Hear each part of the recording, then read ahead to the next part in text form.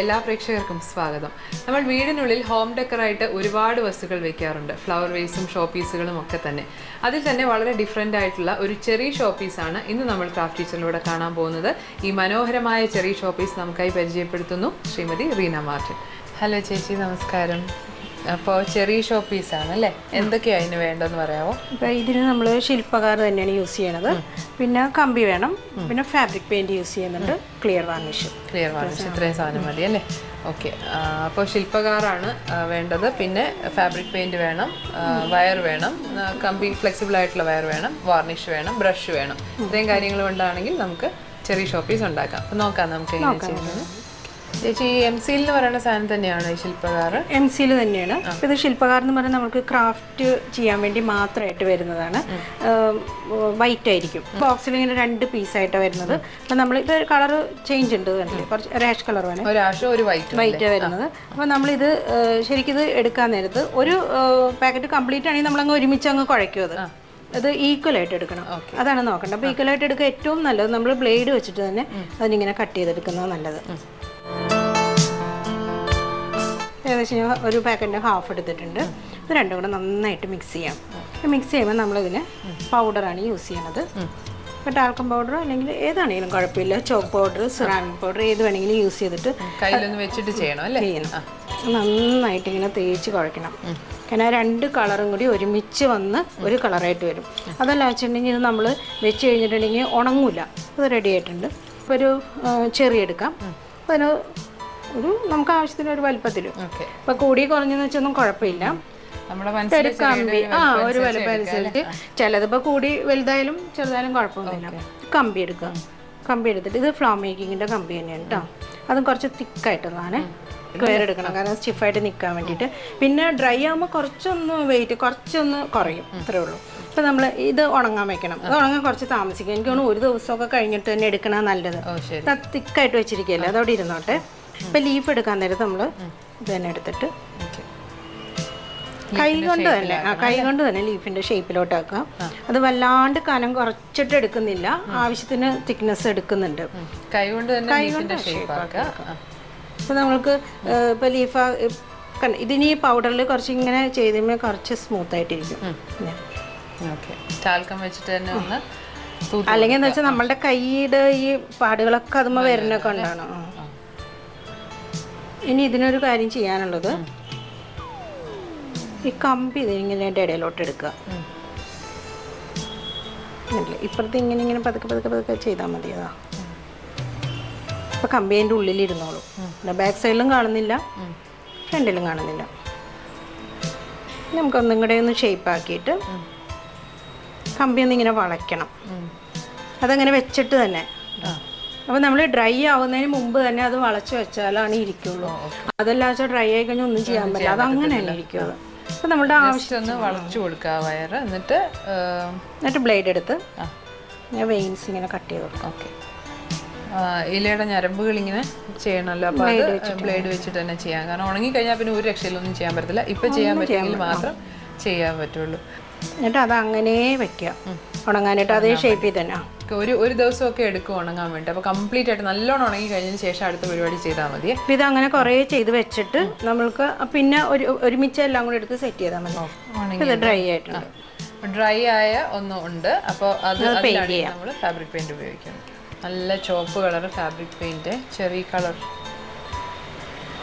എന്നിട്ട് വെറുതെ ഇങ്ങനെ അടിച്ചു കൊടുത്താൽ മതി. പെയിന്റിങ് ഒക്കെ ഈസിയാണ്. പക്ഷേ നമുക്കിതിൽ ഷെയ്ഡിങ് ഒന്നും വരാത്തതുകൊണ്ട് ചെറിയ പെയിന്റിങ് എളുപ്പമാണ്.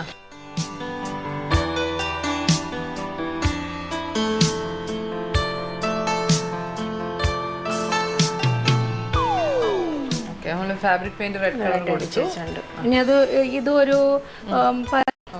വയർ എടുക്കണേ, അല്ലെങ്കിൽ ഇതിന് കുറച്ച് വെയിറ്റ് ഉണ്ട്. അപ്പോൾ ഇപ്പം കയ്യിൽ പിടിച്ചപ്പോഴാണ് മനസ്സിലായത് കുറച്ച് വെയിറ്റ് ഉണ്ട്. അപ്പോൾ അതനുസരിച്ച്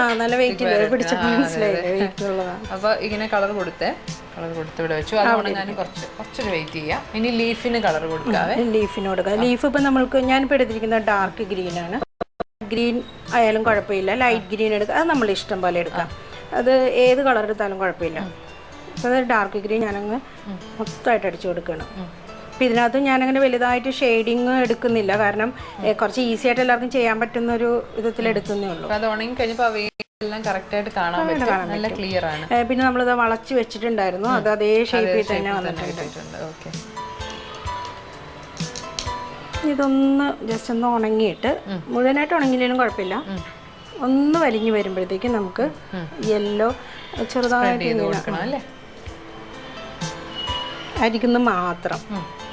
അതായത് മുഴുവനായിട്ട് ഉണങ്ങരുത്, മുഴുവൻ ഉണങ്ങിക്കഴിഞ്ഞാൽ യെല്ലോ അങ്ങനെ വല്ലാണ്ട് നിൽക്കും. ഇതാകുമ്പോൾ ചെറുതായിട്ടേ നിൽക്കുള്ളൂ. ഉണങ്ങി തുടങ്ങുമ്പോൾ തന്നെ അപ്പം ഒന്ന് ബ്ലെൻഡായി വരുമെന്ന്.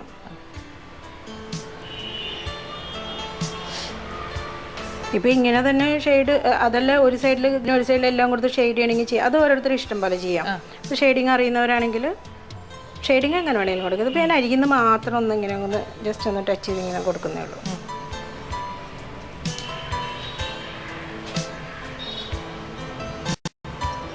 ഇത്ര മതി.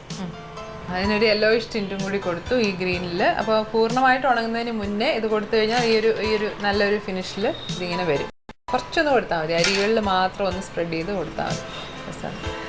ഇത് ഉണങ്ങാൻ വെച്ചത് ഇത് രണ്ടും ഉണങ്ങിയിട്ടുണ്ട്. ഇപ്പം ഞാൻ ഇപ്പം ഈ ലീഫ് ഉണ്ട്, ഇത് ഇങ്ങനെ ഒന്ന് ബെൻഡ് ചെയ്ത് വെച്ചു, അപ്പം അത് അതുപോലെ തന്നെ വന്നിട്ടുണ്ട്. അത് ഓക്കെ ഓക്കെ. ഏത് ഷേപ്പിലാണ് നമ്മളത് ഉണങ്ങുന്നതിന് മുന്നേ ആ വയർ കമ്പിയും കൂടി വെച്ചിട്ട് ഒന്ന് വളച്ചു കൊടുത്താൽ മതി. അപ്പോൾ അത് ഈ ഷേപ്പിലാണ് ഇപ്പം നമ്മൾ ആ ചെയ്യുമ്പോൾ തന്നെ, അതിൻ്റെ ഷേപ്പ് ആക്കുമ്പോൾ തന്നെ അതിനെ കമ്പി വെച്ച് നമുക്ക് ഇഷ്ടമുള്ള വളച്ച് വെക്കാം. ഉണങ്ങി കഴിഞ്ഞാൽ പിന്നെ നടക്കുക, ഭയങ്കര കട്ടിയാണ്.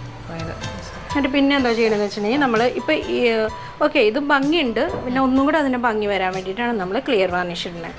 പിന്നെ ക്ലിയർ വാർണിഷ് ഇട്ട് ഞാൻ പറഞ്ഞില്ലേ, ഇപ്പം നമുക്കത് പൊടിയൊക്കെ പിടിച്ച് കഴിയുമ്പോഴത്തേക്കും വാഷ് ചെയ്തിട്ട് എപ്പോഴും ഒരു ഫ്രഷ് ഉണ്ടാവും, എപ്പോഴും ഉണ്ടാവുകയും ചെയ്യും.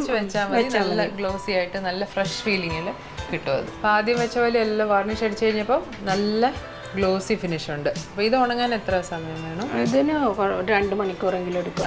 വാർണിഷ് നന്നായിട്ട് ഉണങ്ങണം.